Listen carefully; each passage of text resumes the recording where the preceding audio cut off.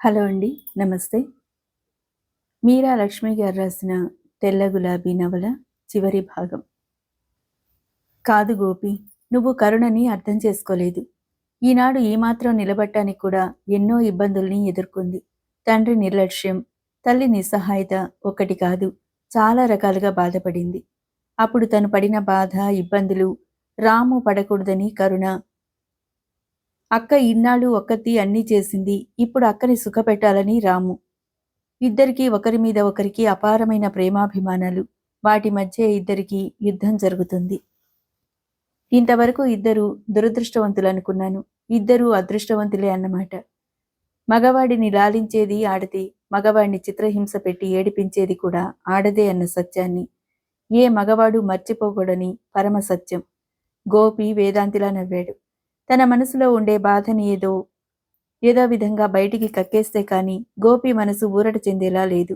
సులోచన చెప్పిన దానికి తన మాటలు జవాబు కాదని తెలిసినా ఆ విధంగా తన బాధని బయటపడేశాడు. ఈవేళ గోపిలో కొత్త వ్యక్తిని చూస్తోంది సులోచన. ఈ పూట మరీ డీలా పడిపోయిన వాళ్ళ కనపడుతున్నాడు. ఎప్పుడూ హుషారుగా ఉండే గోపి ఇలా ఎందుకున్నాడు? గోపి ఈ మధ్య పనిమంతుడయ్యాడు, కానీ గంభీరంగా ఉంటున్నాడని అన్నారు అంకుల్. నిజమే. గోపిలో అదివరకటి ఉరుకులు పరుగులు లేవు, తొందరతనం లేదు. ఆచితూచి మాట్లాడుతున్నాడు. గోపిని ఒక్కసారిగా మార్చిన సంఘటన ఏమై ఉంటుంది? గోపి వెళ్ళిపోయినా గోపి గురించే ఆలోచిస్తూ ఉండిపోయింది సులోచన. మగవాడు గుర్తుపెట్టుకోవాల్సిన అటువంటి సత్యాలు ఆడవాళ్ళకి ఉంటాయి. కన్న పిల్లల్ని విద్యాబుద్ధులు చెప్పించి వృద్ధిలోకి తీసుకురావాల్సిన తండ్రి ప్రేమ ఎంత గొప్పదో చూశాను. తండ్రి పట్టించుకోకపోయినా నా తమ్ముడేగా అని కష్టపడి చదివిస్తే తమ్ముడు ఏ విధంగా సహకరించాడో చూశాను. నా వల్ల ఏ తప్పు లేకపోయినా ఈ మగవాడు నన్ను వేట కుక్కలా వెంటాడి తోడేళ్ల ఎలా పీక్కు తిన్నాడో కూడా చూశాను సులోచన. అలాంటి మగవాళ్లతో కరుణా హృదయురాలైన స్త్రీని పోల్చవద్దని, ఆడవాళ్ళని అవమానపరచవద్దని చెప్పు. రాము కరుణతో వాదనకి దిగి కరుణ అంగీకరించకపోయినా కొన్ని రోజులు పోతే తనే అర్థం చేసుకుంటుందని, తర్వాత తన నిర్ణయం చాలా మంచిదని మెచ్చుకుంటుందని రాము ఆ ఉద్యోగంలో చేరతానని వెళ్ళాడు. ఆలస్యం చేస్తే చేతికందిన అవకాశం కాస్త చేజారిపోతుందని రాము భయం. తన మాట, బాధని ఏమాత్రం లెక్క చేయకుండా రాము ఆ నిర్ణయం తీసుకోవటంతో కరుణ కదిలిపోయింది. తను ఎవరి కోసం, ఎవరి బాగు సంతోషం కోసం కష్టపడింది. కానీ ఏం జరిగింది? తల్లిని బ్రతికించుకోగలిగిందా? తమ్ముణ్ణి తను అనుకున్నట్టుగా తీర్చిదిద్దగలిగిందా? ఆఖరికి తను ఎవరి నీడని ఆశ్రయించకూడదనుకుందో వాళ్ళ ఆశ్రయానికి రాము పాకులాడుతున్నాడు. కరుణకి ఇంత నిరాశ, ఆగ్రహం ఎప్పుడూ కలగలేదు. ఇంట్లో ఉంటే పిచ్చెక్కుతుందేమో అనిపించి సులోచన దగ్గరికి వచ్చేసింది భోంచేయకుండా. మాటల్లో గోపి అన్న మాటలు చెప్పేసరికి అసలే ఉడికిపోతున్న కరుణ మనసు ఇంకా నిగ్రహించుకోలేకపోయింది. సులోచన తెల్లబోయి చూసింది. కరుణని కొత్తగా చూసింది. కరుణ, ఏమిటి నీ బాధ? నాతో చెప్పకూడదా? అభిమానంగా అడిగింది. ఇంతవరకు ఈ విషయం ఎవరికీ చెప్పలేదు. ఇప్పుడు బాధలో, ఆవేశంలో బయటపడిపోయింది. అది సమర్థించుకుంటూ అంది. రాము ఉద్యోగంలో చేరతానని వెళ్ళాడు సులోచన. వాడు నాకు బరువా? నా జీతం మాకు ఇద్దరికీ చాలదా? 2 సంవత్సరాలు చదువు అయ్యే వరకు ఓపిక పట్టలేనివాడు ఇక దేనికి ఓపిక పట్టగలడు? సాయంత్రం 5 గంటలు కావస్తుంది. శీతాకాలం కావటం వల్ల అప్పుడే ఎండ పలుచబడిపోయి నీరెండలు పరుచుకుంటున్నాయి. వెలుగుకి చీకటి గాని ఆ మిశ్రమ వాతావరణం కంటికి ఇంపుగా, మనసుకి ఆహ్లాదంగా ఉంది. ప్రకాష్, సులోచన అక్కడ కూర్చుని అరగంట దాటుతున్నా ఒకరి నోటి వెంట కూడా మాట రాలేదు. మాటలు మర్చిపోయిన వాళ్ళలా, మూగా వాళ్లలా కూర్చున్నారు. చివరికి ధైర్యం చేసి ప్రకాష్ అడిగాడు. చూడండి సులోచన, మీ గురించి కరుణ అంతా చెప్పింది. అయినా నా తరపు నుండి ఎటువంటి అభ్యంతరం లేదు. నా కుటుంబం గురించి అంతా మీకు చెప్పాను. మీరు నాకు అన్ని విధాలా నచ్చారు. మీకు అభ్యంతరం లేకపోతే నా తరపున నేనే పెద్దవాణ్ణి. నా గురించి ఎవరూ కలుగజేసుకోరు. మీకు అంగీకారమైతే నేనే వచ్చి మీ అమ్మగారికి చెప్తాను. సులోచన కళ్ళెత్తి అతని కేసు చూసింది. అతను స్థిరంగా, నిటారుగా కూర్చున్నాడు. ఆ మాటలు, ఆ పలికే తీరు కూడా ఎంతో ఆలోచించి గట్టి నిర్ణయానికి వచ్చినట్టుగా ఉన్నాయే కాని ఏదో తొందరపాటుతో, ఆవేశంతో, ఆదర్శం కోసం మాట్లాడిన మాటల్లా లేవు. కరుణ ఇంత దొంగని నేను అనుకోలేదు, మెల్లగా అంది. ఆ దొంగని నేనే పట్టాను. నా మీద ఎంతో నమ్మకంతో, గౌరవంతో, అభిమానంతో కాదనలేక మీ సంశయం చెప్పింది. మీ ధైర్యాన్ని మెచ్చుకోవటమే కాకుండా అభినందిస్తున్నాను. స్త్రీలు తమకు అన్యాయం జరిగిపోతుందని గగ్గోలు పెట్టకుండా ఎవరి ఆత్మగౌరవాన్ని వారే కాపాడుకోవాలంటాను. కొందరికి ఆర్థిక స్తోమత లేకపోతే మరికొందరికి ధైర్యం లేక వారి జీవితాల్ని వారే చాలామంది సమస్యలమయం చేసుకుంటున్నారు. గోపి, అంకుల్, కరుణ, వాళ్ళమ్మగారు మినహా కనీసం నా కన్నతల్లి కూడా ఇంతవరకు నన్ను అర్థం చేసుకోలేదు. మీరు కూడా అంత విమర్శగా ఆలోచించి అర్థం చేసుకున్నందుకు చాలా థ్యాంక్స్. చాలా కృతజ్ఞతగా అంది. ఒట్టి థ్యాంక్స్‌తో సెలవిచ్చేస్తారా? అని అడిగాడు. సులోచన ఎంతో బింకంగా ఉండాలని ప్రయత్నించి ఓడిపోయింది. అతని నుండి చప్పున చూపులు మరల్చుకుంది. నేల మీద చూపుడు వెలితో పిచ్చిగీతలు గీయసాగింది. ప్రకాష్ సులోచన కేసి చూశాడు. సులోచన చూపులు నేలను అంటుకుపోయినట్టున్నాయి. ప్రకాష్ క్షణకాలం తటపటాయించాడు. మరుక్షణం తన చేయి సులోచన చేయి మీద వేశాడు. సులోచన ఉలికిపాటుగా కళ్ళెత్తింది. ఆ చూపుల్ని తన చూపులతో బంధిస్తూ అన్నాడు, మీకు పిచ్చిగీతలు గీయటం రాదు, నేను నేర్పిస్తానుండండి అంటూ చూపుడు వేలు పట్టుకుని మొదట సులోచన అని రాయించి దాని కింద ప్రకాష్ అని రాయించాడు. సులోచన ఈ సంగతి తల్లికి చెప్పేసరికి ఆవిడ విస్తుపోయి చూసింది. కాసేపు మౌనంగా ఉంటే తల్లే బయటపడుతుందని సులోచన మౌనంగా నిలబడింది. ఏమిటే సులోచన, ఏదో పొరపాటు జరిగింది, అంత మాత్రం చేత మళ్ళీ పెళ్లి చేసుకుంటారా? అది మగవాళ్ళకి తగింది గాని ఆడవాళ్ళకి చెల్లదే అంది. అమ్మా, పరువు మర్యాద అవన్నీ నాకు తెలియవు. నాకు జరిగింది నిజంగా పెళ్ళే అంటావా? అదే మాటే, సలక్షణంగా పెళ్లి చేస్తే. సలక్షణంగా అంటే మెడలో 3 ముళ్ళు గట్టిగా వేయటం వరకే అయితే అలాంటి అసందర్భ పెళ్లిని నేను అంగీకరించను. ఇంకా నా జీవితం చక్కబడినందుకు నువ్వు చాలా సంతోషిస్తావనుకున్నాను అనేసి గదిలోకి వెళ్ళిపోయింది. గౌరమ్మ గారు అలాగే కూర్చుండిపోయింది. ఇంకా ఆవిడ కళ్ల ముందు సులోచన పెళ్లి సంఘటనలు మాసిపోలేదు. కూతురు ఇలా మోడులా ఉన్నందుకు ఆవిడికి బాధగానే ఉంది. కానీ కూతురు జీవితం ఇలా అసందర్భంగా కాకుండా సులక్షణంగా చిగురించాలని, సులక్షణంగా అంటే ఆవిడ దృష్టిలో ఆ అబ్బాయి పశ్చాత్తాపడి సులోచన మనసు మార్చుకొని వారిద్దరూ ఒకటై సులక్షణంగా కాపురం చేసుకోవాలని. కానీ సులోచన మనసు ఎంత దెబ్బతిందో, 10 మందిలో ఎంత అవమానం పొందిందో ఆవిడ ఆ విషయాన్ని అంతగా పట్టించుకోలేదు. మగాడు ఎలా చేసినా చెల్లుతుంది, ఆడది ఓర్మి పట్టాలి అని ఆవిడ అభిప్రాయం. సులోచనకు ఆ సంఘటన తలుచుకోవటానికే కంపరంగా అనిపిస్తుంది. సులోచన మేనమామ మంచి సంబంధం అనే కుదిర్చాడు. పెళ్లి ఘనంగా జరిగింది. ఇక అప్పగింతలు పెట్టాల్సి ఉండగా నెలల పిల్లని భుజాన వేసుకుని ఏడుస్తూ ఒక స్త్రీ వచ్చింది. నన్ను అన్యాయం చేయొద్దంటూ. అందరూ స్థాణువులే అయ్యారు. గౌరమ్మకి గుండాగినంత పని అయింది. పెళ్లి కొడుకు వాళ్ళకి ఏదో చెప్పగా వాళ్ళు ఆ అమ్మాయిని బయటికి బలవంతంగా లాక్కెళ్తున్నారు. సిగ్గుల మొగ్గ తన 100 ఏళ్ల జీవితాన్ని పంచరంగుల్లో ఊహించుకుంటున్న సులోచన నిటారుగా అయింది. నిర్భయంగా పెళ్లి కొడుకు ముఖంలోకి చూసింది. మనసులో కొద్దిపాటి అలచడి ఉన్న పైకి బింకంగానే ఉన్నాడు. సులోచన తన కేసి చూడగానే చిరునవ్వు నవ్వాడు. ఆ నవ్వు ఏడవలేక నవ్వుగా అనిపించింది. ఎవరెంత తోసినా ఆ అమ్మాయి భల్లూకపు పట్టులా వెళ్ళలేదు. అంతవరకు దూరంలో ఉండి చెల్లెల్ని పంపిన ఆమె అన్నలు రంగంలో ప్రవేశించారు.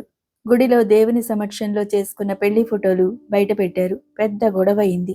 అంతవరకు ఎంతో బింకంగా ఉన్న పెళ్లి కొడుకు వాళ్ల మీద జయీమని లేచాడు. వీళ్ళెవరో నాకసలు తెలియదు, ఇవన్నీ దొంగ ఫోటోలంటూ అరిచాడు. సులోచన తల్లి మేనమామ వారిస్తున్న వాళ్ల మధ్యకి వెళ్ళింది. ఆ ఫోటోలు చూసింది. ఏయ్, నువ్విక్కడికి ఎందుకు వచ్చావు? లోపలికెళ్ళు, కొత్తగా లభించిన అధికారంతో అరిచాడు. మర్యాదగా మాట్లాడు, హుంకరించినట్టుగా అంది. తల్లి పరుగున వచ్చి సులోచన్ని లాక్కెళ్ళబోయింది.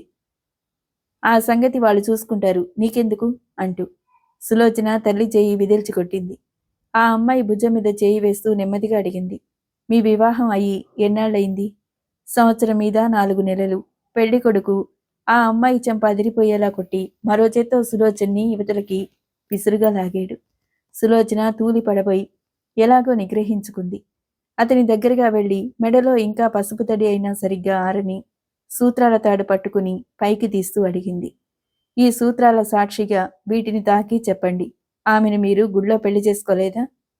అలా నిలదీసి అడుగుతుందని అతను ఊహించలేదు. కొద్ది క్షణాలు తెల్లబోయాడు. అంత క్రూరుడికి కూడా ఏదో సెంటిమెంటు అతని గొంతు నొక్కేసింది. కాని 10 మందిలో అవమానం, చేసిన మోసం బయటపడిపోవటం మోజు తీరిన ఆమెతో మళ్లీ బంధం అతను భరించలేకపోయాడు.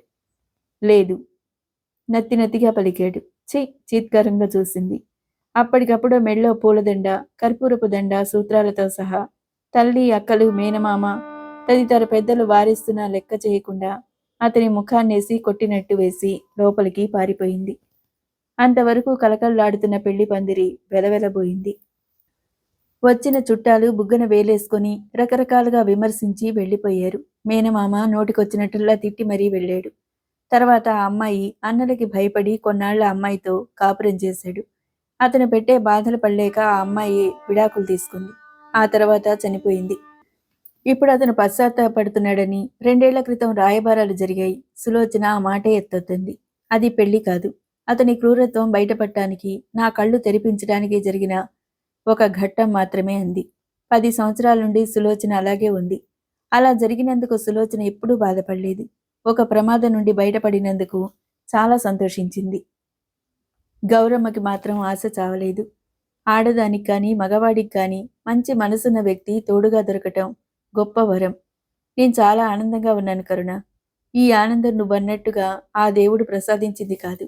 నువ్వు నిజంగా నీ రుణం తీర్చుకోలేంది. సులోచన, కరుణ ఏదో చెప్పబోయింది. నో, నువ్వెన్ని చెప్పినా నా అభిప్రాయం మారదు. ఇంతమంది నన్ను హేళన చేశారు. నన్ను వెలేసినట్టు ఎవరూ నా గుమ్మం ఎక్కలేదు. అయినా నేనేం భయపడలేదు. నేనే తప్పు చేయనప్పుడు ఎందుకు భయపడాలనుకున్నాను. కానీ నేనిలాంటి జీవితాన్ని కోరుకోలేదు, ఊహించలేదు. నువ్వు తెరచాటున ఉండి హఠాత్తుగా ఈ జీవితాన్ని నాకు ప్రసాదించావు. నీ నిబ్బరం, నీ వ్యక్తిత్వం, నీ మంచితనం అదృష్టంగా మారి ప్రకాష్ రూపంలో వరంలా వచ్చింది సులోచన. అతను వెనకాడితే ప్రోత్సహించాను, సందేహిస్తే ధైర్యం చెప్పాను, అంతే అంది. ఆర్భాటం తనకిష్టం లేదంది సులోచన. అంత రహస్యంగా ఎందుకు చేసుకోవాలి? దర్జాగా, నిర్భయంగా, ధైర్యంగా చేసుకుందాం అన్నాడు ప్రకాష్. రిజిస్టర్ మ్యారేజ్ చేసుకుని అందరికీ పార్టీ ఇవ్వాలనుకున్నారు. ప్రకాష్ తల్లి గుళ్ళో పెళ్లి చేసుకుని ఆ పార్టీ ఏదో ఇచ్చుకోండి అంది. ఏమంటావ్? ప్రకాష్ అడిగాడు. మీ ఇష్టమే నా ఇష్టం అంది. ఈ వార్త విన్న గోపి చాలా సంతోషించాడు. సులోచన, నీ అభిప్రాయం చాలా గొప్పది. మహామహులు కూడా ఊహించలేనంత గొప్పది. నువ్వు ధైర్యంగా చేసిన పనికి ఎప్పటికైనా ఎక్కువ సంతోషంగా ఉంటే అంతా ఖర్చయిపోతే ఇక మిగిలేది ఏముంటుంది? సంతోషం ఖర్చయిపోవటం ఏమిటి గోపి? నీకు నేను స్నేహితురాల్ని కానా? నా వివాహ విషయం నీకు చెప్పే వరకు నాకు ఊపిరాడనట్టుగా అనిపించింది. నువ్వు నాకు స్నేహితుడివి, ఆప్తుడివి. కరుణ, నువ్వు మీరిద్దరూ ఏమాత్రం దిగులుగా, బాధగా ఉన్నా నేను భరించలేను గోపి. కొందరి జీవితాల్లో కొన్ని సంఘటనలు ఒక తీపి గుర్తుగా, తీయని అనుభవంగా మిగిలిపోతాయి సులోచన. అందరి వాటికి అరులు చాచకుండా ఉన్నదాంతో తృప్తిగా బతికేయటం శ్రేయస్కరం, ఆరోగ్యం కూడా. నేను అలా ఒప్పుకోను. నువ్వు అదివరకటి గోపిలా నవ్వుతూ ఉండాలి. గోరంత దాన్ని కొండంతగా ఊహించుకొని ఇలా బాధపడుతున్నావేమో అనిపిస్తుంది. నీ సమస్య ఏంటో నాకు చెప్పు. నాకు సమస్య ఏం లేదు. సమస్య వచ్చినప్పుడు నీకే చెప్తాను. ఈ విషయం గురించి ఆలోచిస్తూ కూర్చోకు అని తేల్చేశాడు. తర్వాత అట్టేసేపు కూర్చోలేదు, వెళ్ళిపోయాడు. కరుణ, నాకు మంచి బహుమతినిచ్చావు. నేను చాలా సంతోషంగా ఉన్నాను. ఏదైనా వరం కోరుకో సులోచన అంది. ఓహో, అప్పుడే వరాలిచ్చే దేవతవయ్యావన్నమాట. అయితే దేవతగారు, మా కోరిక ఒక్కటే. సులోచన భుజాలు పట్టుకుని గిర్రున తిప్పుతూ అంది. ఈ దేవత ఎప్పుడూ ఇలాగే సంతోషంగా, ఆనందంగా ఉండాలి. అది తెలుసు, తప్పించుకోవాలని చూడకు. నేను కోరుకోమంది నీ గురించి. కరుణని సోఫాలో కూర్చోబెట్టి తను కరుణ పక్కన కూర్చుంటూ అంది. నాకేం కోరికలు లేవు. ఇలాగైనా నిశ్చింతగా రోజులు గడిస్తే చాలు. మూలనున్న ముసలమ్మలా మాట్లాడకు. ఇలాగైనా అన్న నిరుత్సాహం ఎందుకు కలగాలి? నాకన్నా చిన్నదానివా, పెద్దదానివా? చిన్న పెద్ద కాదు సులోచన. ఆ మనిషికి ఎదురయ్యే అనుభవాలు మనిషికి పెద్దరికాన్ని, వైరాగ్యాన్ని ఇస్తుంది. జరిగిపోయిన వాటికి ఎవరేం చేయగలం కరుణ? అయినా నీలాంటి ధైర్యస్తురాలు కూతురిగా పక్కనున్నావు కాబట్టే ఆవిడ ఆ మాత్రమైనా సంతోషంగా ఉండగలిగింది. రాము గ్రహచారం వల్ల మధ్యలో ఆ విధంగా ప్రవర్తించినా ఇప్పుడు వాడు నువ్వు కాస్త బాధపడినా సహించలేకుండా ఉన్నాడు. అందుకే అలా ఉన్నాను. ఇలా నిశ్చింతగా రోజులు గడిచిపోతే చాలని. అదేం మాట కరుణ? వాడికి చదువై ఉద్యోగస్తుడవుతాడు, పెళ్లి చేసుకొని గృహస్థుడవుతాడు. నువ్వు ఒంటరిదానిలా ఉండిపోతావా? నువ్వేం పాపం చేసుకున్నావు? ఇంతమంది ఉండగా ఒంటరిదాన్ని ఎలా అవుతాను? మీరంతా లేరు? నవ్వింది. మేమంతా ఉన్నా మనిషికి తోడు నీడగా మనల్ని అభిమానించే వ్యక్తి ఒకరుండాలి కరుణ. నాకన్నీ చెప్పి నువ్వే ఇలా భయపడి దాటేస్తున్నావే? భయం ఎందుకు? నాకసలు ఆ కోరికే లేదు. అమ్మా నాన్న ఉండి చేయాల్సిన శుభకార్యం ఇది. దురదృష్టం కొద్దీ వాళ్ళు చేయలేకపోయారు. అయినా వాళ్ళుండి ఏం పట్టించుకోలేదు. మనుషులున్న వాళ్ళ ఎప్పటికీ ఇలాగే ఉండిపోలేంగా కరుణ. మీ అక్కయ్యలు ఎలాగో నేను అలాగే అని చాలాసార్లు చెప్పావు. నాకు మా వాళ్ళ సహకారం ఎంతుందో నీకు నీ వాళ్ళ సహకారం అంతే ఉంది. మనిద్దరం మంచి స్నేహితులం, ఆప్తులుగా ఉన్నాం. మనం ఒకరికొకరు చేసుకోవాలి. నీ విషయం నాకు వదిలేయ్. మంచి మనసున్న వాడిని చూస్తాను. నువ్వు అమ్మ మినహా ఎవరిలోనూ నేను మంచితనాన్ని చూడలేదు. రాము నా తమ్ముడు. వాడికి అక్కగా కోపగించుకోగలనే కాని అసహించుకోలేను. ఈ ప్రపంచంలో ఇంకెవ్వరూ మంచివాళ్ళు ఉండరా? ఇంతవరకు నువ్వు గోపియే మంచివాళ్ళనుకునేదాన్ని. ఇప్పుడు ప్రకాష్ మంచివాడని అనిపించటం లేదు. కరుణ మాట్లాడలేదు. గోపి చాలా మంచివాడు. గోపితో ఎప్పుడూ మాట్లాడాక గోపి గురించి నీకు తెలియదు గాని మంచి మనసున్నవాడు. సులోచన, నా మనసుకి నచ్చింది మీరిద్దరు. ఇప్పుడు ప్రకాష్ అంతే. ఇక ఉన్నవాళ్ల విషయం నాకెందుకు? ఎవరి మంచితనం వాళ్ళ దగ్గరే ఉండని. అదేమిటి కరుణ? గోపి మంచివాడనే నేను అనుకుంటున్నాను. పోనీ నీ అభిప్రాయం చెప్పు. పరాయి వాళ్ళ గురించి చెప్పాల్సిన అవసరం ఏముంటుంది? పోనీ ఆ విషయం వదిలే. ఆంటీ కోపం పోయిందా? మాట మార్చేసింది. నా మాటలు నీకు బాధగా ఉన్నాయా? అలా ఎప్పుడూ అనకు. నీకన్నా ఆప్తులు ఇంకెవరున్నారు? ఏ చిన్న బాధ కలిగినా ఆప్తులతోనే చెప్పుకుంటారుగా. మరి నా దగ్గర ఎందుకు దాచారు? ఏమిటి? తెల్లబోయింది. అనుమానంగా చూసింది. నువ్వొకసారి అన్నావు గుర్తుందా? ఏ తప్పు చేయకపోయినా వేట కుక్కల్లా వెంటాడి తోడేళ్లా పీకుతిన్న మగవాణ్ణి చూశాను అని. నిన్న అంత బాధపెట్టి జీవితం మీద ఇంత విరక్తి కలిగించేలా చేసిన వ్యక్తి ఎవరు? ఎవరూ లేరు. నాన్న అలా తప్పించుకున్నారని, రాము తిక్కగా ప్రవర్తిస్తున్నాడని అన్నాను. నేను చిన్నపిల్లను కాను కరుణ. అప్పుడు మీ నాన్న గురించి రాము గురించి చెప్పాకనే ఆ మగవాడి గురించి చెప్పావు. చెప్పిన సంగతి నువ్వు మర్చిపోయినా విన్న సంగతి నేను మర్చిపోలేదు. చెప్పకూడదైతే నేను బలవంతం చేయను. నీ దగ్గర నాకు రహస్యాలేం లేవు. మనసుని ముళ్ళులా గుచ్చుకొని బాధ పెట్టే విషయాలు మళ్ళీ మళ్ళీ గుర్తు చేసుకోవటం నాకు ఇష్టం లేదు. అంతే. అంతకన్నా ఏం లేదు. గోపి నువ్వు మీరిద్దరూ నాకు ఆప్తులే. ఎప్పుడూ ఎంతో సంతోషంగా ఉండే గోపి నీలాగే విరక్తి చెందాడు. తను కూడా ఏమన్నాడో తెలుసా? అందని వాటికి అరులు చాచకుండా ఉన్నదాంతో తృప్తిగా బ్రతికేయటం శ్రేయస్కరం అన్నాడు. అది వరకు బాధ్యత లేకుండా తిరిగాడు. హఠాత్తుగా గోపిలో అనుకోని మార్పు వచ్చింది. బాధ్యతలు గ్రహించాడని సంతోషించినంతసేపు పట్టలేదు. ఆ తండ్రికి కొడుకు వైరాగ్యంగా తయారయ్యేసరికి దిక్కుతోచినట్టయ్యాడు. ఏ సంఘటన ఎవరి జీవితాల్లో ఎటువంటి మలుపులు తిప్పుతుందో ఊహించటం కష్టం. ఆర్థిక ఇబ్బందుల వల్ల మీ నాన్న పట్టించుకోకపోవటం వల్ల నువ్వు ఇలా బాధపడుతుంటే, అన్నీ బాగుండి హఠాత్తుగా మార్పు చెంది గోపి అంతే బాధపడుతున్నాడు. దిగులుగా అంది. కరుణ మాట్లాడలేదు. గోపి చిరపరిచితమైన గొంతు విని తల తిప్పి చూశాడు. కల్పన. కల్పన లేచి కూర్చుంటూ సంభ్రమంగా అన్నాడు. ఆ రోజు షాపులో పలకరించినప్పుడు కోపంగా వెళ్ళిపోయాక మళ్ళీ కల్పన కనపడలేదు. కల్పన బాగా నల్లబడిపోయి సన్నగా నాజుగ్గా ఉండే కల్పన ఇంకా సన్నగా టీబీ పేషెంట్లా ఉంది. గోపి లేచి నిలబడ్డాడు, కల్పన్ని ఆశ్చర్యంగా చూస్తూ. లోపలికి రావచ్చా? గుమ్మంలో నిలబడే అడిగింది. అదే మాట కల్పన. నువ్వు పర్మిషన్ తీసుకురావాలా? ఈ ఇంట్లో నీకెప్పుడూ ఆ స్వతంత్రం ఉంది. వచ్చి కూర్చో. కుర్చీ చూపించాడు. ఎప్పుడొచ్చావు కల్పన? అభిమానంగా అడిగాడు. ఆ అభిమానానికి కల్పన కళ్ళల్లో నీళ్లు తిరిగాయి. నెల రోజులైంది. కుర్చీలో కూర్చుంటూ చెప్పింది. వచ్చి నెల రోజులైతే ఇప్పటికి తీరికయిందా? నవ్వాడు. ఇంక ఇక్కడే ఉంటాగా. నా మీద నీకు కోపం లేకపోతే వస్తుంటాలే. గోపికి కల్పన మాట అర్థం కాలేదు. ఈ ఊరు వచ్చేశారా అని అడిగాడు. నా సంగతికేం గాని నువ్వెలాగున్నావు అని అడిగింది. ఆ రోజు తను కసురుకున్నప్పుడు గోపి తెల్లబోయినట్టు చూడటం కల్పన మర్చిపోలేదు. అప్పుడు ఆ వేడిలో బాగా అన్నాననుకుంది. ఇప్పుడు బాధగా అనిపిస్తుంది. గోపి అదోలా కనిపించటంతో గోపి ఎవరో అమ్మాయితో మాట్లాడడం చూసింది. ఆ విషయం ఏమైందో అనుకుంది. తన్ని ఎప్పటి అభిమానంతో పలకరించేసరికి సంతోషం కూడా కలిగింది. నీ శాపం ఫలించింది. గోపి నవ్వాడు. గోపి బాధగా అంది. అవును కల్పన. నాకు తెలియకుండానే నిన్నంత బాధ పెట్టాను. తెలిసి చేసినా తెలియక చేసినా తప్పు తప్పే అని రుజువైంది. గోపి ఆ కోపంలో, ఆవేశంలో ఏదో అనేశాను. నువ్వెప్పుడూ సుఖంగా ఉండాలని మనసారా కోరుకుంటున్నాను. నా మీద నీకు కోపం ఉండదని నాకు తెలుసు కల్పన. నువ్వెలా ఉన్నావు? ఆ సంగతులేం చెప్పవేంటి? నీ మీద కోపంతో ఎగిరిపడితే ఏమవుతుంది? బోర్లా పడి బొప్పి కట్టించుకున్నాను. కల్పన అర్థం కానట్టు చూశాడు. అవును గోపి. ఆంటీ నువ్వు కాదన్నారని, మిమ్మల్ని తలదన్నే సంబంధం కావాలని, మమ్మీ వారిస్తున్న ఆ సంబంధాన్నే కావాలని పట్టుబట్టాను. పెళ్ళైన వెంటనే అసలు రంగు బయటపడింది. ఆ మనిషికి లేని దురలవాటంటూ ఏం లేదు. అందమైన ప్రతి ఆడదానికి ఆ ఇంట్లో ప్రవేశం ఉంది. కాదనటానికి ఎవ్వరికీ అధికారం లేదు. నేను కోరి చేసుకున్నాను కాబట్టి చాలా ఓపిక పట్టాను. చెప్పుకోవటానికి కూడా సిగ్గుపడే సంఘటనలు జరిగాయి. ఇదంతా ఆంటీ నీ వల్లే నాకీ కష్టం కలిగిందన్న బాధలో ఆంటీతో ఇష్టం వచ్చినట్టు మాట్లాడి వెళ్ళాను. ఇప్పుడు బాధపడుతున్నాను.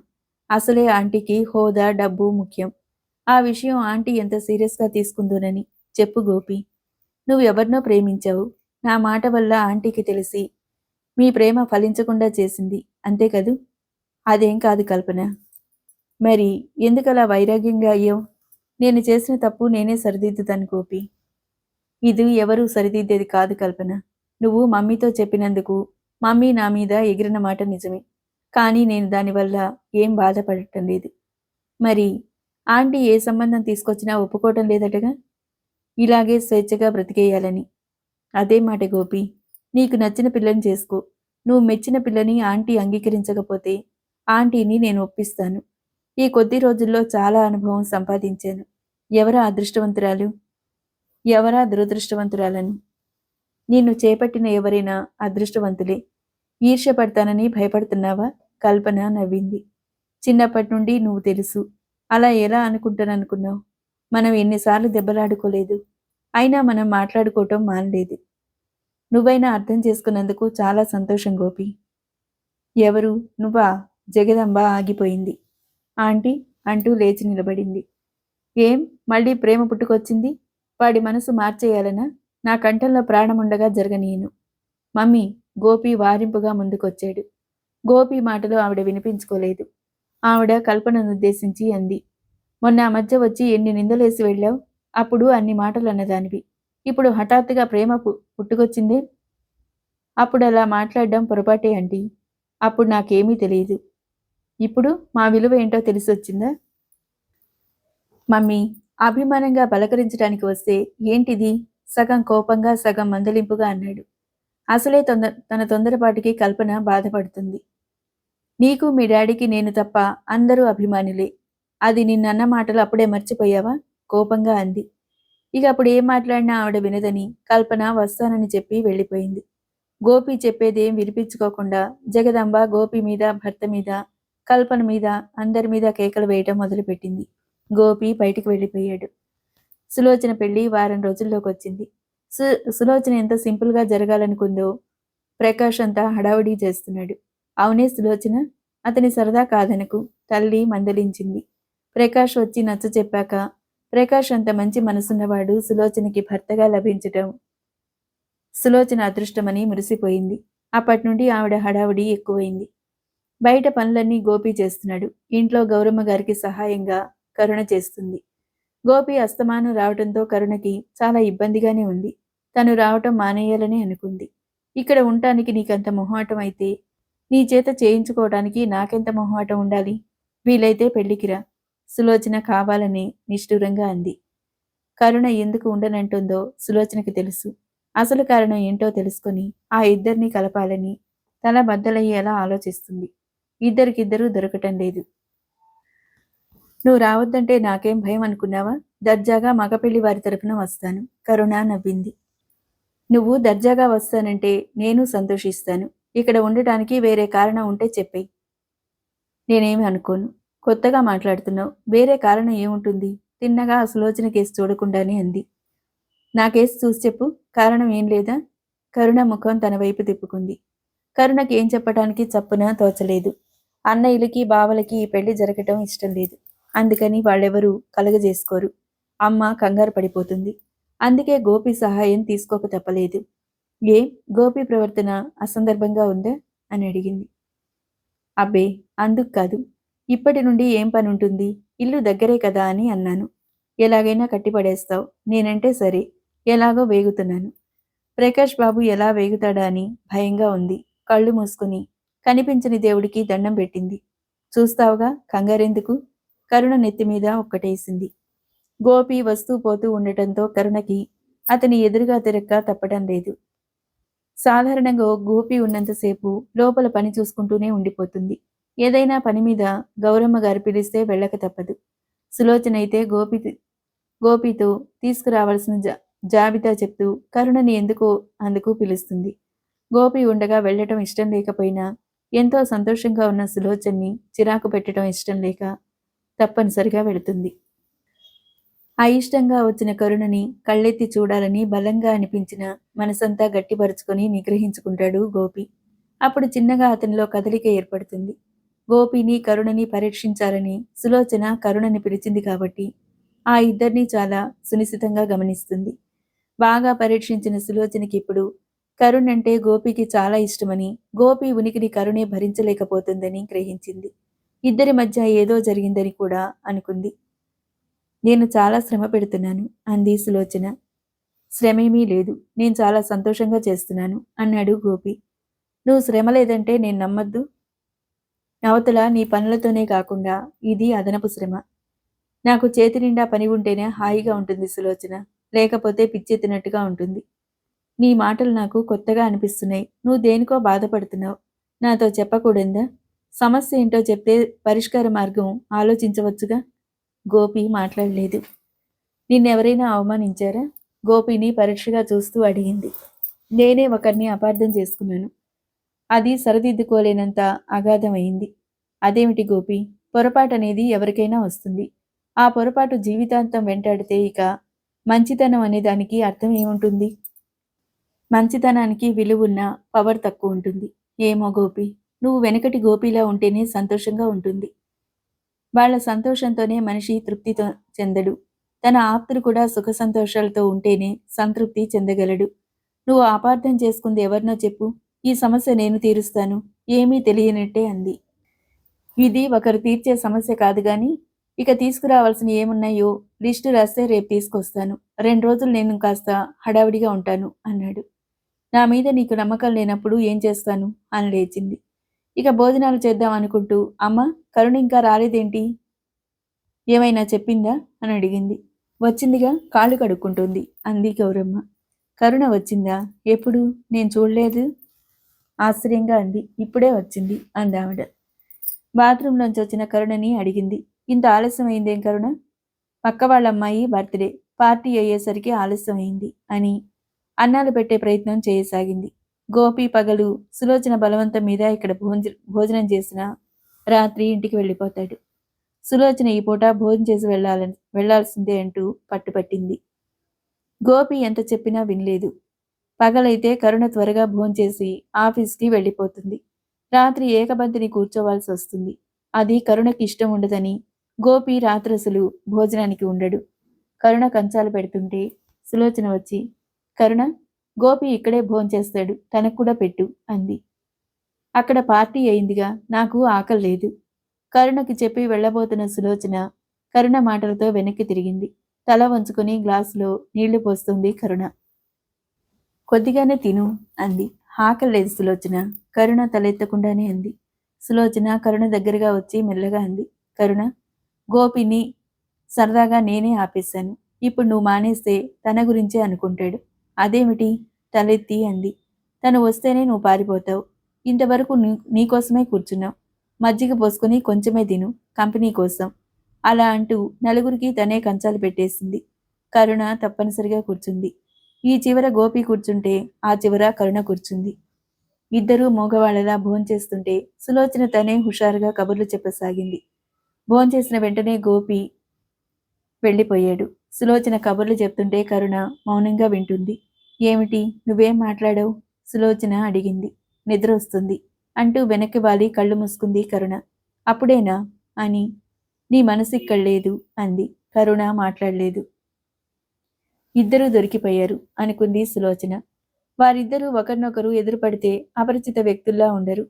హోరాహోరీ ఇద్దరు యుద్ధం చేసి అలసిపోయి విసుగు చెందిన వాళ్ళలా ఉంటారు.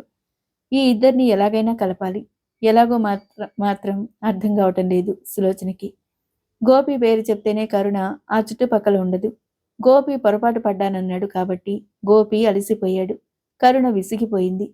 కరుణని సమాధానపరచాలి, శాంతింపచేయాలి అనుకుంది. సులోచన తల్లి బజారు వెళ్లారు. గౌరమ్మ తన దగ్గరున్న పాత బంగారం చెరిపించి అల్లుడికి ఉంగరం, సులోచనకి ముత్యాల సెట్టు చేయిస్తుంది. అవి తీసుకుని రావటానికి వెళ్లారు. రాము కాలేజీకి వెళ్ళాడు. ఇంట్లో పనంతా చేసి కరుణ పుస్తకం తీసుకుని హాల్లో కూర్చుంది.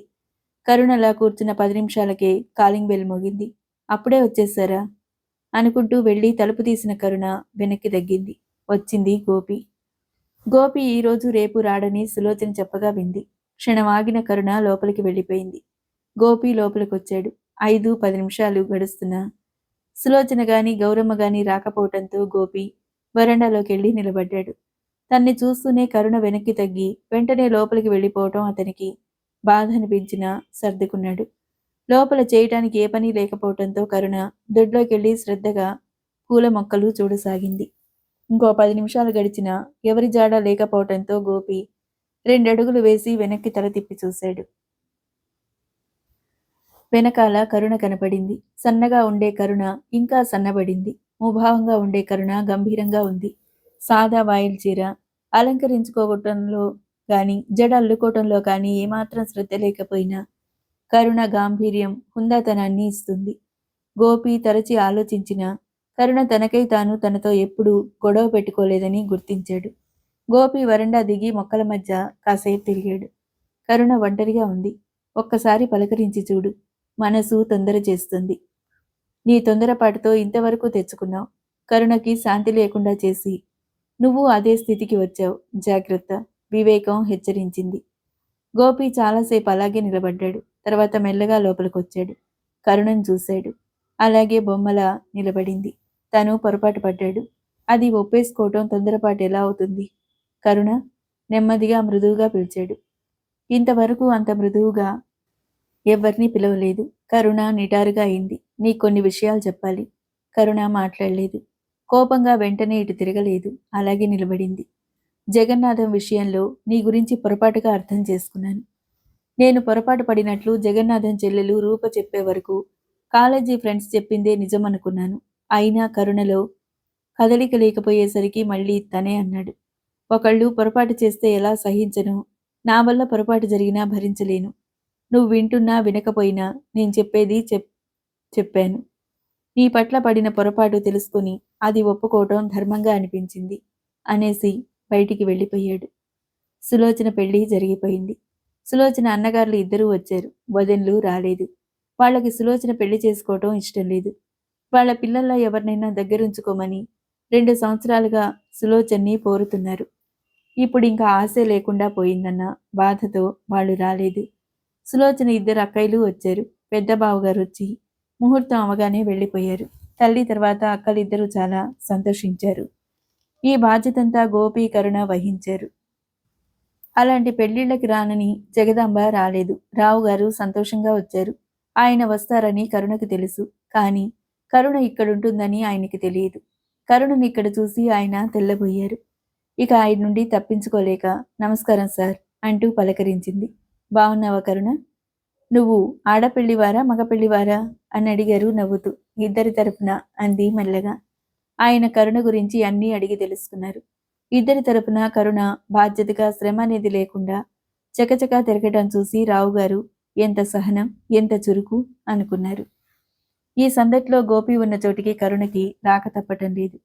సులోచన ఆఫీసులో వాళ్ళు వచ్చినప్పుడు కరుణ ట్రేలో సర్ది కాఫీలు తీసుకొస్తుంటే కరుణని అర్జెంటుగా ఎవరో పిలుస్తుంటే గోపి ఆ ట్రే అందుకుని తీసుకెళ్లాడు. ఇలా ఇద్దరూ 2-3 సార్లు ఒకరి చేతిలోంచి ఒకరు తీసుకోక తప్పలేదు. వాళ్ళిద్దరూ అలా తిరుగుతుంటే సులోచనతో పాటు రావుగారు కూడా మనసులోని మంచి జోడి అనుకున్నారు. రావుగారు వెళ్ళిపోతూ కరుణతో అన్నారు. కరుణ, ఎలా జరిగిందో అప్పుడు పొరపాటు జరిగిపోయింది. రాము మీ సంగతి చెప్పాడు. రాము ఆలోచన చాలా గొప్పది. చదువుదేముంది, తెలివైన కుర్రాడు. నైట్ కాలేజీలోనో ప్రైవేటుగానో చదువుతాడు. రాము నీ పర్మిషన్ కోసం చూస్తున్నాడు. నా మీద వెర్రి అభిమానంతో వాడలా తొందరపడుతున్నాడు. ఇప్పుడు నాకేమీ ఇబ్బంది కూడా లేదు. రావుగారు సహృదయులు. ఆయన మాటకి ఎదురు చెప్పలేక, అంగీకరించలేక అలా చెప్పింది. చిన్నదానివైనా చాలా సమర్థవంతంగా నెగ్గుకొస్తున్నావు. చాలా సంతోషం. కానీ అనుకున్నప్పుడు, ముఖ్యంగా మనం కావాలని కోరుకున్నప్పుడు అసలే అందుబాటులో ఉండవు. నువ్వు ఆలోచించు అని వెళ్ళిపోయారు. రాముకి ఉద్యోగం చేయాలనే ఉంది. అందులో పిలిచి మరీ ఉద్యోగం ఇస్తున్నారు. సులోచన ద్వారా అన్ని సంగతులు తెలుసుకున్న ప్రకాష్, సులోచన కూడా రావుగారు చెప్పింది నిజం అన్నారు. ముఖ్యంగా రాముకి ఎంత ఉద్యోగం చేయాలని ఉన్నా తన ఆజ్ఞ కోసం ఆ కోరిక చంపుకున్నాడు. ఇంకా తను కాదంటే మూర్ఖంగానే ఉంటుందనుకుంది. బాగా అలసిపోయిన కరుణ నేల మీదే కూర్చుని దిండు మంచం చివరికి లాక్కుని వెనక్కి జార్లబడింది. ఏదో పని మీద హడావిడిగా ఆ గదిలోకి వచ్చిన గోపి మొదట కరుణని చూసుకోలేదు. గోపిని చూసిన కరుణ చటుక్కున లేవబోయింది. అప్పుడు తల తిప్పి చూసిన గోపి సారీ అని వెంటనే వెనక్కి వెళ్ళిపోయాడు. కరుణ చాలాసేపు అలాగే కూర్చుండిపోయింది. సులోచన తరఫు వాళ్ళు మొక్కుబడిగా వచ్చినట్టుగా వచ్చి వెళ్ళిపోయారు. కరుణ తనని రామువి బట్టలు బ్యాగ్లో సర్దుతుంది. సులోచన ఉండే ఇల్లు సులోచన ఆఫీస్కి చాలా దగ్గర. ప్రకాష్కి ఆ ఇంటి నుండి ఎంత దూరమో ఈ ఇంటి నుండి అంతే దూరం ఉంటుంది. పైగా ఆ ఇంటికన్నా సులోచన ఉండే ఇల్లు వసతిగా ఉండటంతో ప్రకాష్ తల్లితో ఇక్కడికే వచ్చేట్టు నిర్ణయమైపోయింది. ప్రకాష్ సులోచన బజార్కి వెళ్లారు. వాళ్ళు రాగానే చెప్పి వెళ్ళిపోదామని అనుకుంది. గౌరమ్మకి ఉదయం నుండి ఒంట్లో బాగుండలేదు. ఆవిడ గదిలో పడుకుంది. కరుణకి చేసే పని కూడా ఏం కనపడలేదు. ఇల్లంతా సర్దింది. తొట్లో నీళ్లు ముంచి మొక్కలకు పోసింది. ఇప్పుడే వస్తాం బజారెళ్ళి అన్నవాళ్ళు సాయంత్రం 7 గంటలు కావస్తున్నా ఇంకా రాలేదు. ఇంకిప్పుడు భోజనాలైతే గాని సులోచన వెళ్ళనీయదు. ఆవిడ ఒంట్లో బాగుండక పడుకుంది. ఏం చెయ్యాలో అడిగి వంట చేసేద్దాం అనుకుంది. గదిలోకి వెళ్తూ వీధి తలుపు బార్లా తెరిచి ఉండటం వల్ల తలుపు మూసేద్దామని వెళ్ళిన కరుణ హఠాత్తుగా ఆగిపోయింది.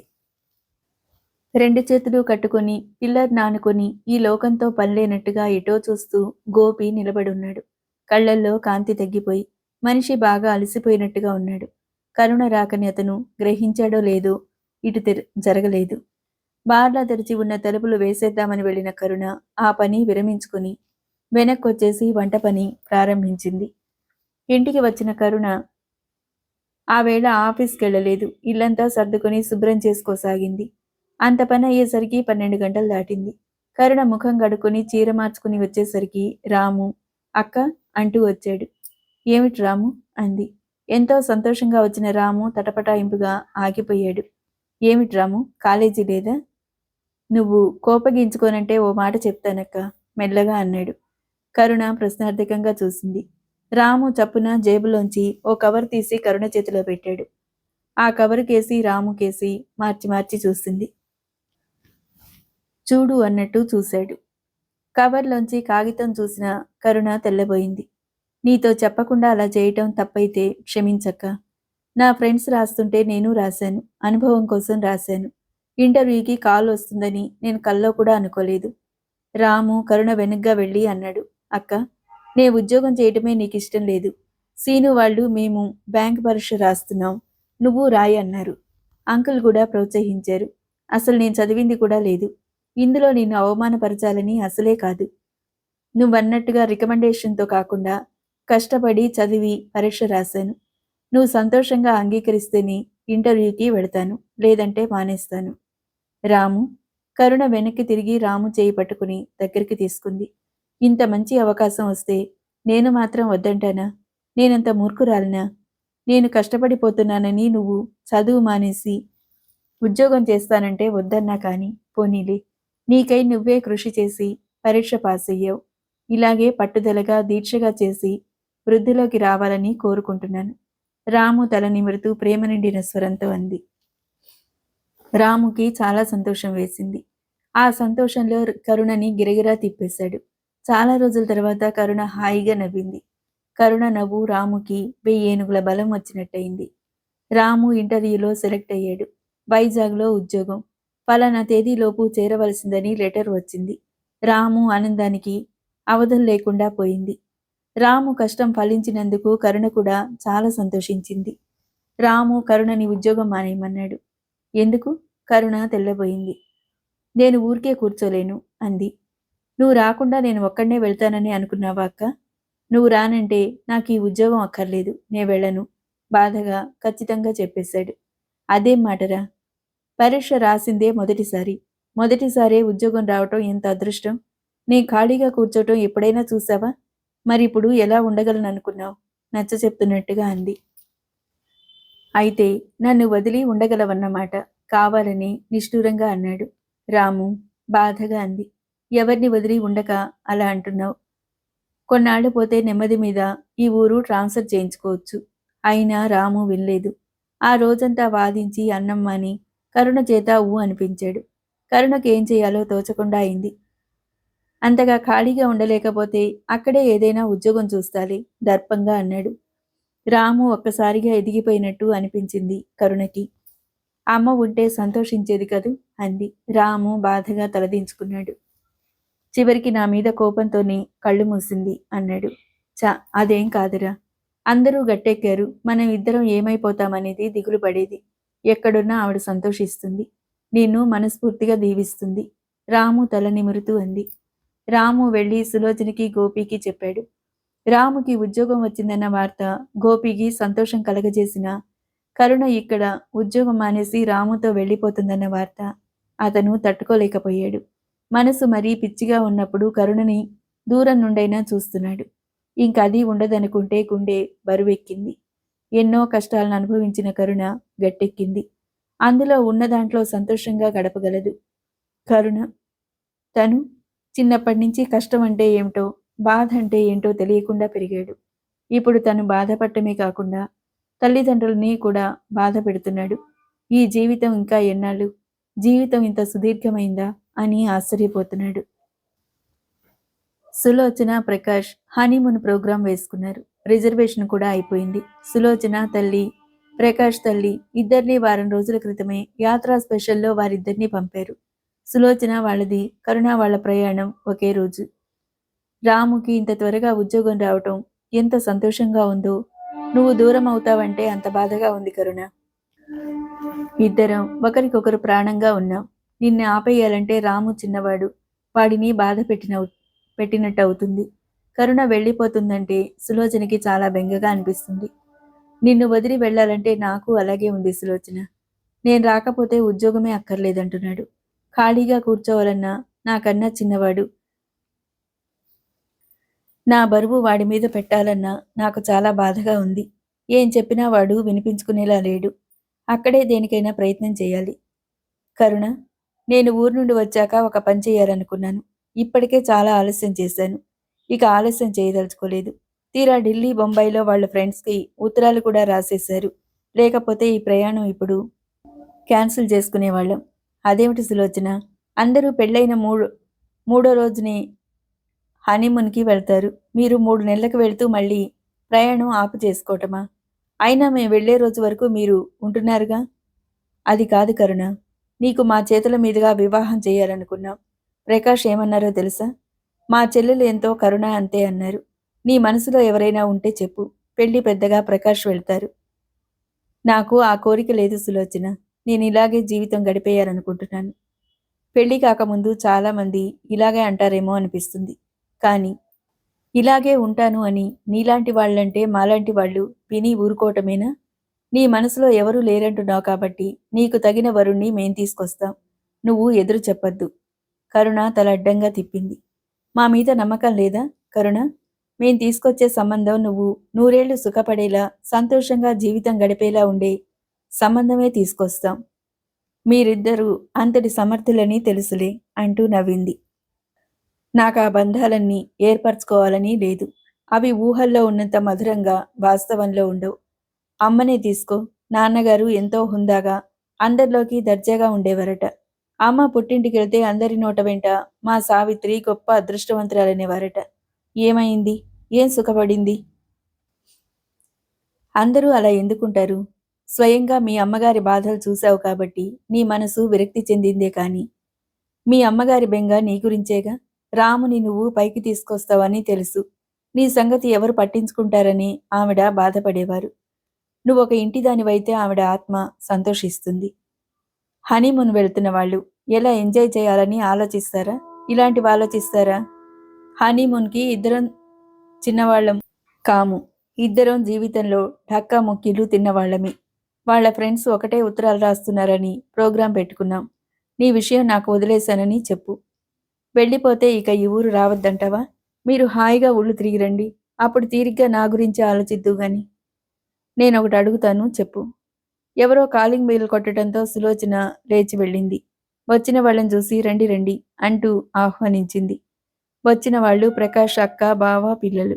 కరుణ వెళ్ళిపోయింది.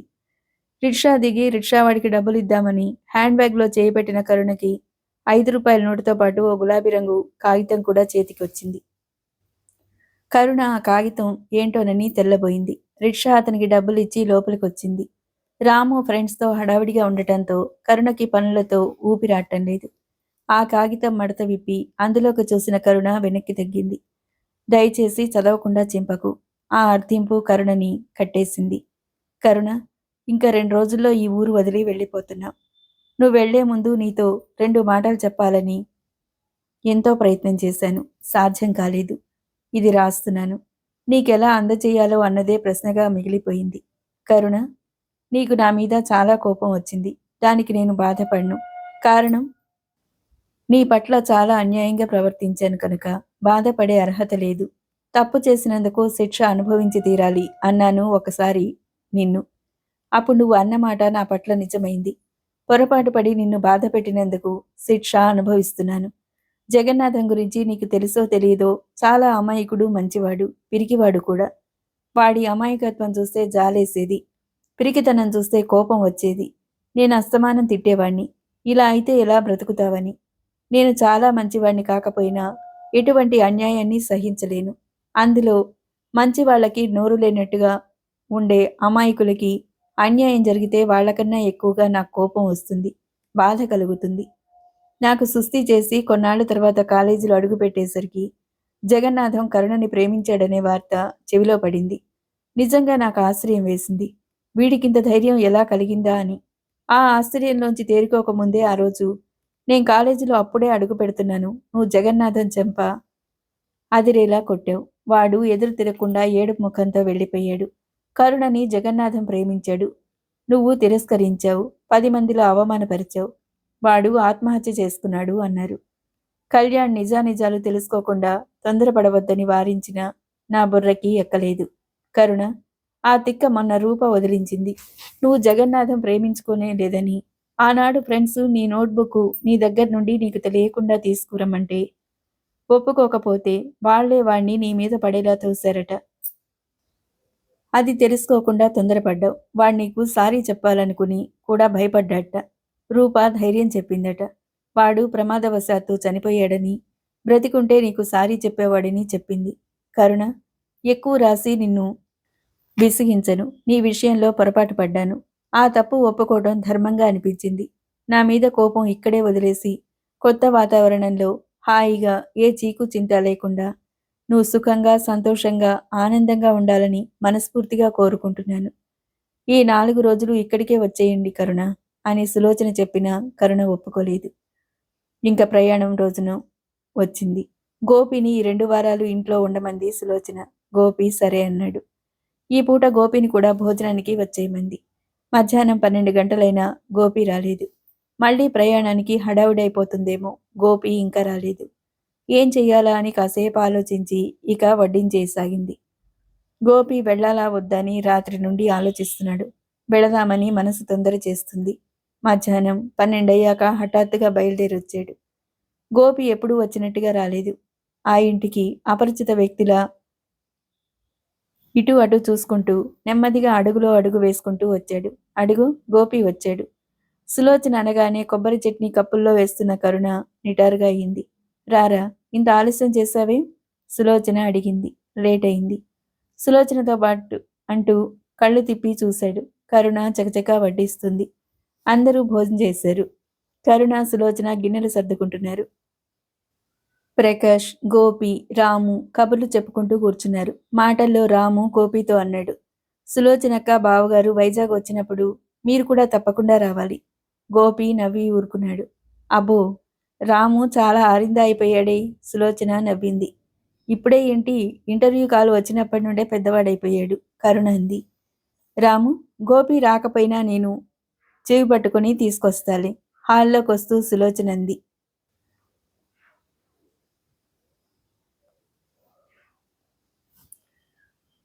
కరుణ గుమ్మం లోపలే నిలబడిపోయింది. 2 గంటలవుతుండగా గోపి లేచి నిలబడుతూ అన్నాడు. సులోచన, స్టేషన్కొస్తాను. ఉండు, టీ తీసుకుని వెళ్దువు గాని. టీ కాదు గదా, మంచినీళ్ళకు కూడా ఖాళీ లేదు అంటూ గుమ్మం వరకు వెళ్లిన గోపి ఆగి వెనక్కి తిరిగాడు. గుమ్మంలో కరుణ టిఫిన్ క్యారియర్ పొడిబట్టతో తుడుస్తూ నిలబడి ఉంది. సరిగ్గా అప్పుడే సులోచన్ని ఏదో అడుగుదామని తలెత్తిన కరుణ గుమ్మం వరకు వెళ్లిన గోపి తల తిప్పి చూడటంతో సగం సేపు ఇద్దరి కళ్ళు కలుసుకుని విడిపోయాయి. కరుణ వంటగదిలోకి వెళ్ళిపోయింది. గోపి గబగబా అడుగులేస్తూ అక్కడి నుండి వెళ్ళిపోయాడు. రాత్రి 9 గంటలు కావస్తుంది. ఎలా వచ్చాడో గోపి లోపలికొచ్చి సోఫాలో కూలబడినట్టుగా కూర్చుండిపోయాడు. మనసంతా శూన్యంగా అయిపోయింది. వెలుతురు చూడలేని వాళ్ళ లైటు కూడా వేసుకోలేదు. సోఫాలో అస్తవ్యస్తంగా కూర్చొని వెనక్కి జార్లబడి మోచేయి వంపులో ముఖం దాచుకున్నాడు. ఇక ఈ జీవితం ఇంతే అనుకుంటే చెప్పలేనంత విరక్తిగా అనిపించింది. కరుణ ముఖం కళ్ల ముందు మెదిలింది. తమ్ముడితో కబుర్లు చెప్తూ హాయిగా ప్రయాణం చేస్తూ ఉంటుంది ఆ అదృష్టవంతురాలు. అతని నుండి దీర్ఘశ్వాస నిట్టూర్పుగా వెలువడింది. కరుణ సంతోషంగా ఉండాలనేగా తను కోరుకున్నాడు. తాను ఈర్ష్యపడుతున్నాడా? నో. కరుణ సంతోషంగా ఉండటమే తనకు కావాలి. కాని శూన్యమైన ఈ హృదయాన్ని ఎలా జోకొట్టాలి అన్నదే ఈ మనసుకున్న శక్తి మరి దేనికి లేదు. దీనంత మంచిదీ లేదు, చెడ్డదీ లేదు. తను మధ్యాహ్నం వెళ్లబోతూ సంకోచం పక్కకి నెట్టి వెనక్కి తిరిగి చూసినప్పుడు క్షణంలో సగంసేపే అయినా కరుణ చూపులు గుర్తు తెచ్చుకోబోయాడు. కరుణ మెరుపు మెరిసినంతసేపే చూసింది. ఇంకా ఆఖరిసారన్నట్టు తను ధైర్యం చేసి చూశాడు. అప్పుడు కరుణమూర్తిని కళ్ళ నిండుగా చూడాలంటే ఆ క్షణంలో ఆ చూపులు ఎలా ఉన్నాయో ఎలా తెలుసుకోగలడు? లేత గులాబీ రంగు చీర కట్టుకుంది. తలలో ఎర్రని కనకాంబరాలు పెట్టుకుంది. చేతికి ఎర్రగాజులు వేసుకుంది. గోపి కళ్ళ మించి చేయి తీసి జేబులోంచి సిగరెట్ తీసి దాంట్లోంచి ఒక సిగరెట్ తీసుకున్నాడు. సిగరెట్ వెలిగించుకోబోతూ కళ్ళెత్తిన గోపి చీకట్లోకి గుచ్చి చూశాడు. మొదట ఎవరో గుమ్మంలో ఉన్నట్టుగా తనకేసి చూస్తున్నట్టుగా అనిపించింది. సోఫాలో సరిగ్గా కూర్చొని చూశాడు. ఎవరూ లేరు. అది తన భ్రమ. ఆ చీకట్లోంచే వెళ్లి తలుపులు మూసి వచ్చి మళ్లీ సోఫాలో కూర్చున్నాడు.